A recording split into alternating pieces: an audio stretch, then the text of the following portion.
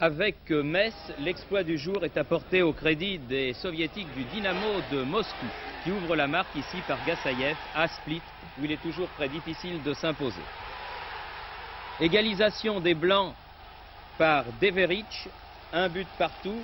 À l'aller, Hajduk avait gagné par 1-0 en Union soviétique et semblait bien avoir fait le plus long du chemin. Penalty de Vujovic et 2-1 à la 50e minute de la partie pour les Yougoslaves de Hajduk. Mais dès lors, l'équipe du Dynamo va se déchaîner dans un angle impossible. Gassaïev met les deux équipes à égalité à la 56e minute. Puis à la 65e minute, remarquable coup franc de Boulanov. Les Soviétiques mènent 3-2. C'est ensuite un penalty de Gassaïev, 4-2 pour Dynamo de Moscou.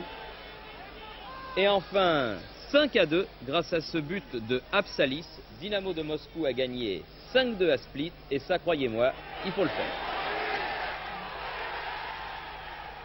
Le Celtic de Glasgow, toujours difficile à manier chez lui dans les brumes écossaises, avec un superbe premier but de McCarvey juste avant la mi-temps à la 41e minute.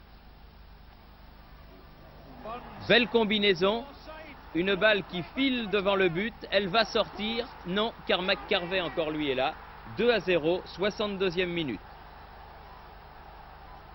Et à la toute dernière minute de la partie, c'est Max Stay qui marque le troisième but. On se relève pour ne pas être hors jeu, voilà. Et un joli coup de tête, typiquement britannique. Le Celtic Glasgow a battu la Gantoise 3-0.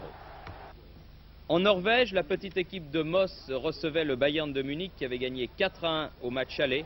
Et dès la 23e minute, Volt marque le premier but pour le Bayern, suivi juste au début de la deuxième mi-temps d'un deuxième but de Michael Rummenigge, ce qui fait que le Bayern peut jouer en toute décontraction. Le Bayern qui n'a toujours pas perdu un match cette saison, mais qui va concéder un joli coup franc de Kolshaugen. Moss battu sur son terrain 2-1.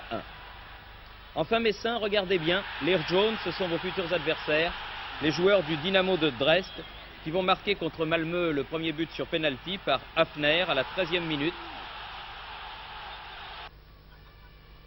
Le deuxième but par Minge, alors que le gardien de but de Malmö ne semble pas irréprochable sur ses actions. En deuxième mi-temps, troisième but signé Stubner, 52e minute. 63e minute, c'est Pils qui marque. Merci gardien.